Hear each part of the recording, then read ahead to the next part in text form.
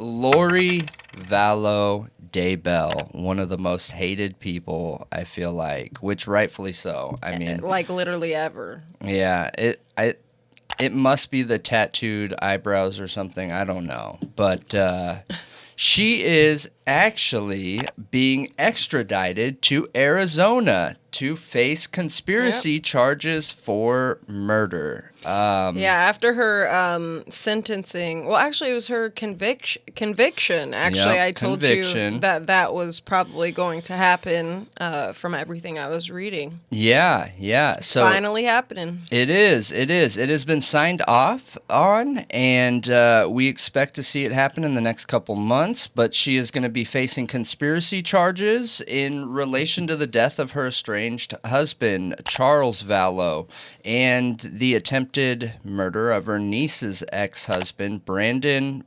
Bordeaux, I think is what it is. So I did a little bit of digging into this, and this is actually, Arizona is a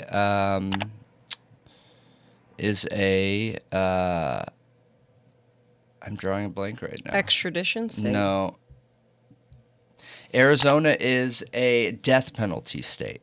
Oh. Death penalty state. So remember, she already got life, which I'm actually surprised it wasn't more, but she got life without parole. In Idaho, and that was a death penalty state. It is. Now she's going to Arizona to face more potential murder charges or conspiracy to commit murder charges. And I'm just curious, is she going to get death penalty? You know, I forgot what the statistic was, but I recently saw a statistic on how much harder it is to get a woman, a female, the death penalty. Really? Sentenced with the death penalty. It's like significantly harder. Yeah. There are not many women on death row. I wonder if that takes into account that most mass murderers and serial enders are not women, though, too. So yeah, but they're just talking about when a woman is charged with it, a crime, and they decide death penalties on the table. It's significantly harder to reach that proof of burden, like to reach, how much evidence they need to feel comfortable saying yeah. It's human bias. Yes, it is. Is what it is. That's interesting. It was a study done. We should probably look into it at one point because it's really interesting. Yeah. Well, I mean, me personally, I think that there are a lot of times that we're too lenient with the death penalty, but then there are also some that I feel like, okay, like Ted Bundy, absolutely. He has a problem with breaking out.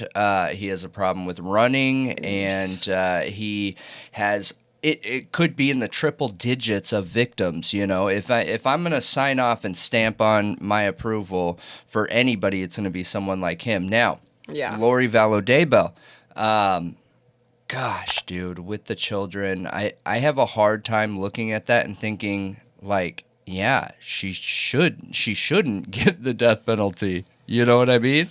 Yeah, I get what you mean.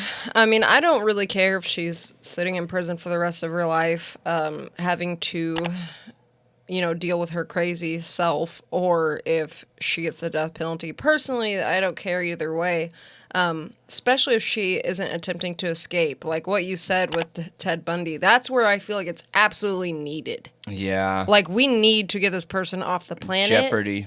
Because he just keeps escaping and killing people over and over and over. Yeah. No, I agree with you. But I don't know. I try and look at these situations without that additional bias in it. And if it was a man, would I feel comfortable giving the green light? And I think I would. So I don't know. I'm curious how everyone else feels about it. But I wouldn't lose sleep over it, obviously. You know what I mean? So, but I'm curious what you guys think. Let us know what you think down in the comments and why.